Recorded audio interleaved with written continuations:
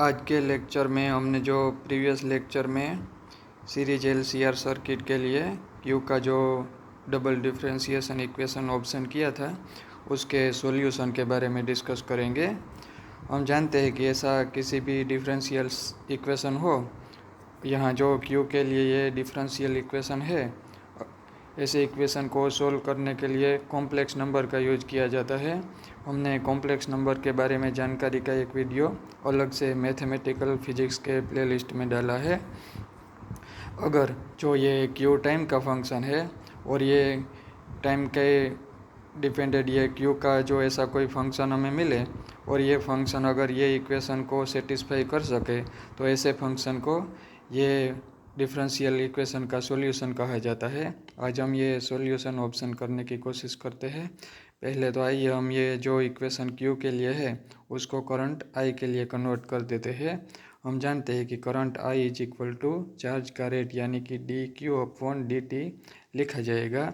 इसलिए यहाँ D square Q upon D T square यानी कि करंट का रेट यानी कि D I upon D T, बाद में plus R upon L D Q upon D T यानी कि आई प्लस 1/LC।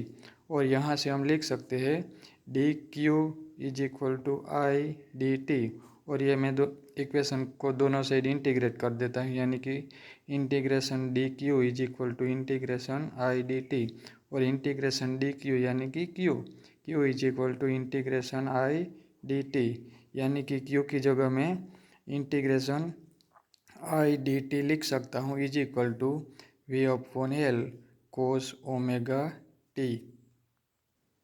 अब ये इक्वेशन को सोल्व करने के लिए हम कॉम्प्लेक्स नंबर का यूज करते हैं। हम जानते हैं कि कोस ओमेगा टी जो कॉम्प्लेक्स नंबर है उसका रियल पार्ट है। हम आइलर फार्मूला के बारे में जानते हैं। आइलर फार्मूला के according E raise to J omega T is equal to हम लिख सकते हैं cos omega T plus J sine omega T.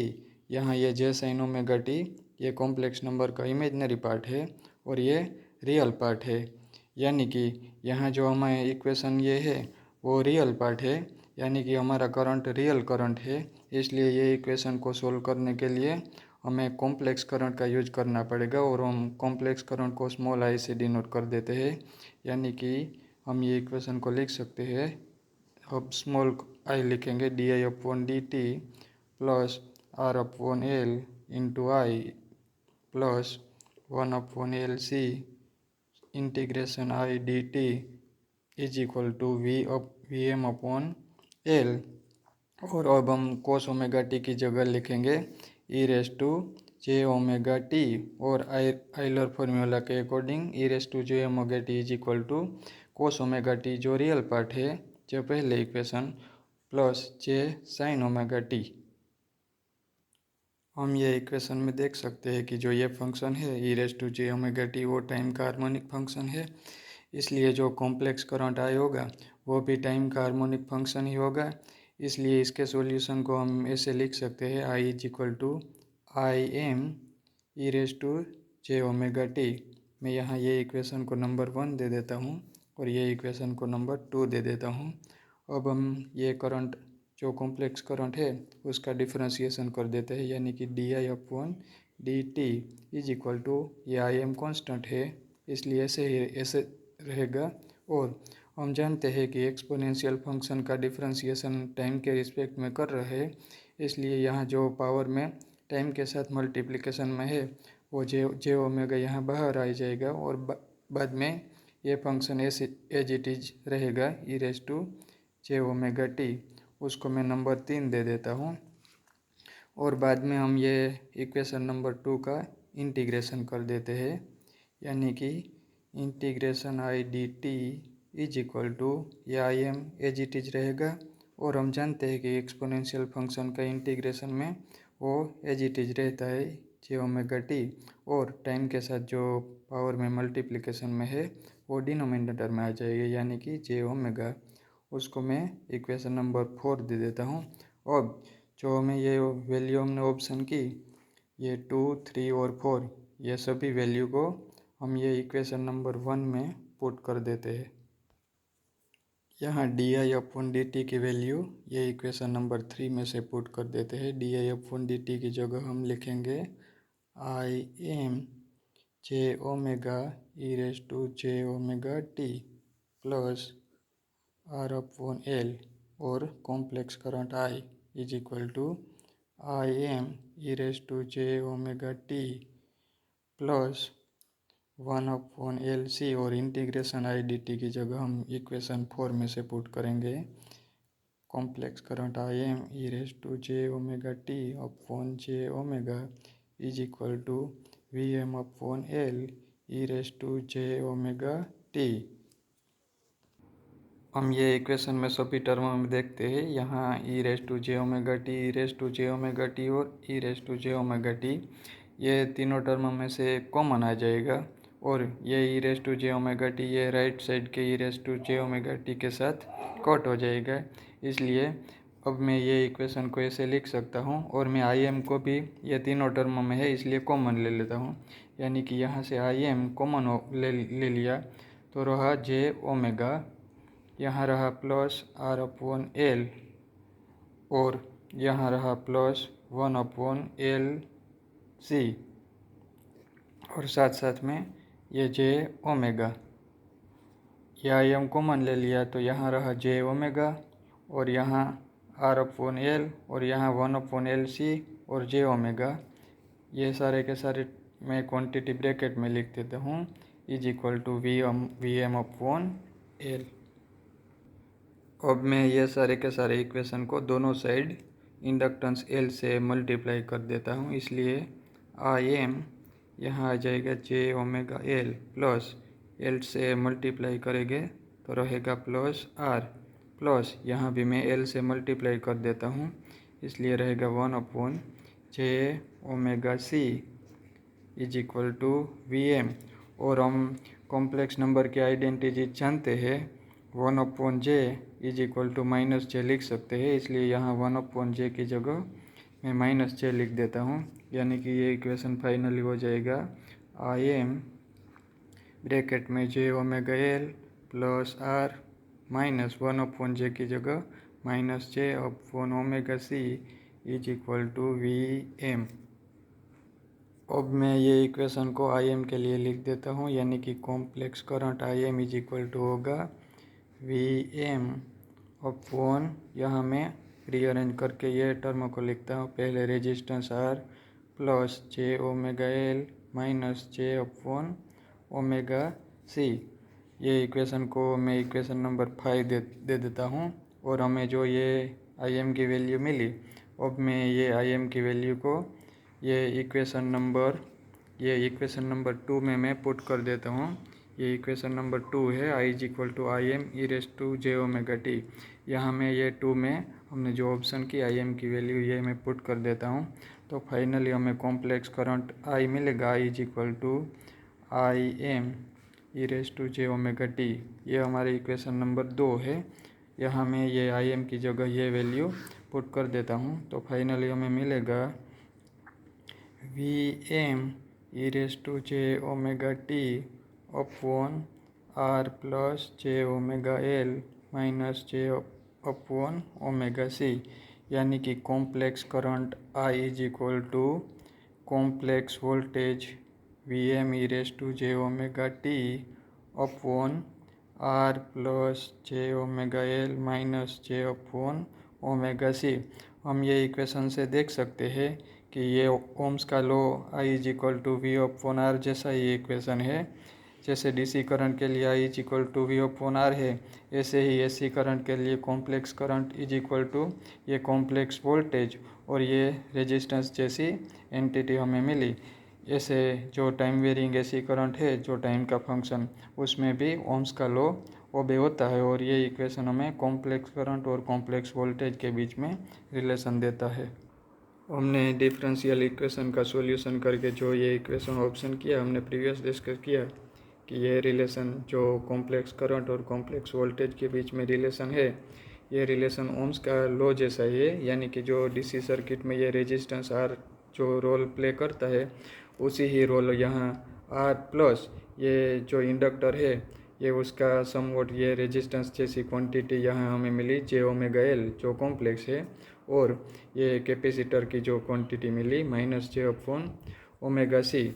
ये जो क्वांटिटी इंडक्टर की हमें मिली जे ओमेगा एल, उसको इंडक्टर का इंडक्टिव रिएक्टेंस बोला जाता है और उसे जेड एल से डिनोट किया जाता है, यानी कि Z L is equal to J omega L, यानी कि इंडक्टर का इंडक्टिव रिएक्टेंस, और कैपेसिटर का कैपेसिटिव रिएक्टेंस उसको बोला जाता है, उसको डिनोट किया जाता है जेड सी से, और Z C is equal to होगा J minus J upon omega सी।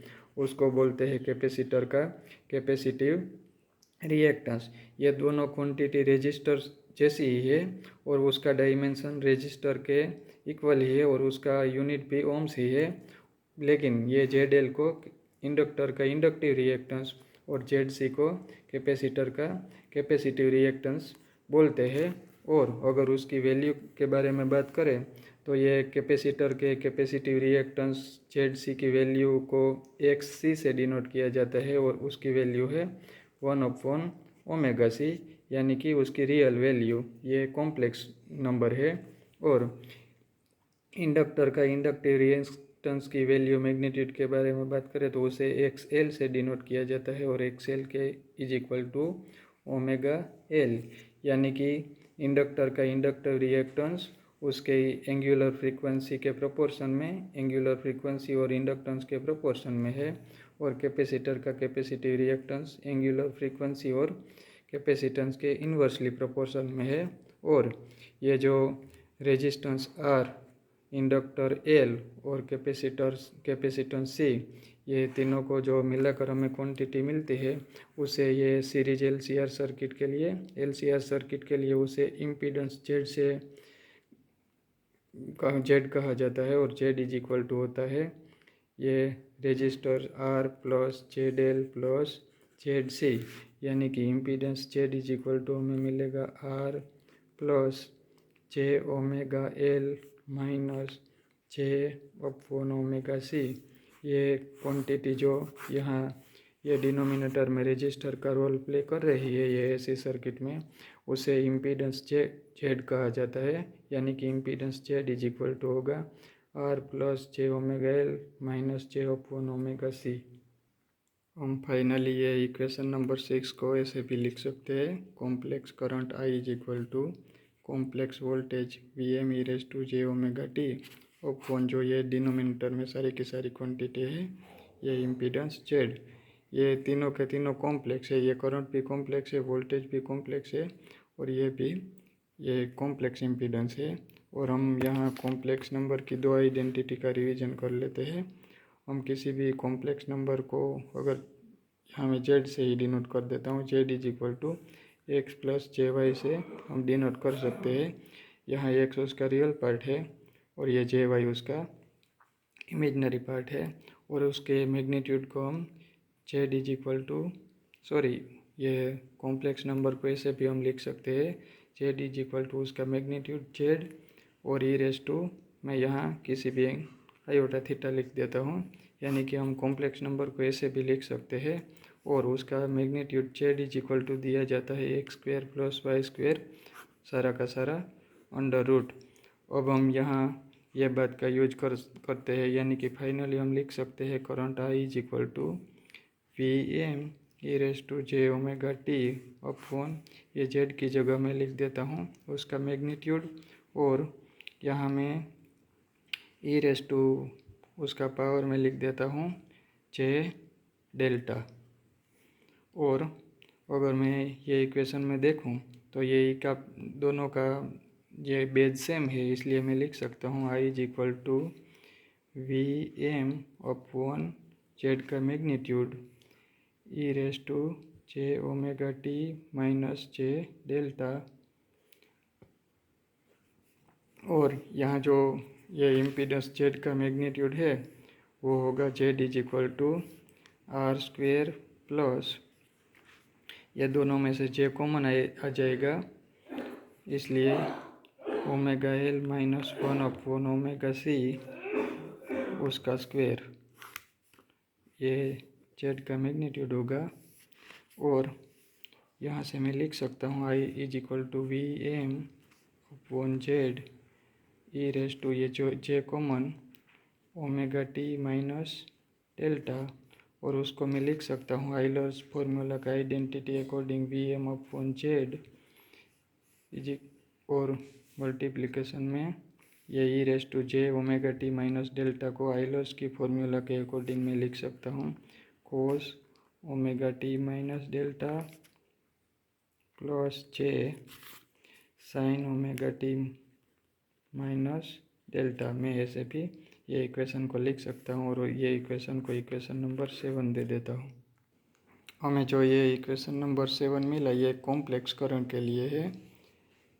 अब मैं ये इक्वेशन को रियल करंट के लिए लिख देता हूँ। हम जानते हैं कि रियल करंट यानी कि ये इक्वेशन का रियल पार्ट, ये मैं अब रियल करंट को कैपिटल आई से डिनोट कर देता हूँ। तो capital I is equal to होगा ये V M upon impedance Z का मैग्नीट्यूड, और यहाँ ये वोल्टेज का दोनों पार्ट है, रियल पार्ट और इमेजनरी पार्ट। ये जे वाला पार्ट है वो इमेजनरी पार्ट है। अब मैं सिर्फ रियल पार्ट को लिख देता हूँ, यानी कि V M cos omega T minus delta, यानी कि ये इक्वेशन को मैं फाइनली ऐसे भी लिख सकता हूँ I is equal to V M cos omega T minus delta upon ये इम्पीडेंस का मैग्नीट्यूड यानी कि R square plus omega L minus 1 upon omega C का स्क्वेयर, और सारा का सारा अंडर रूट।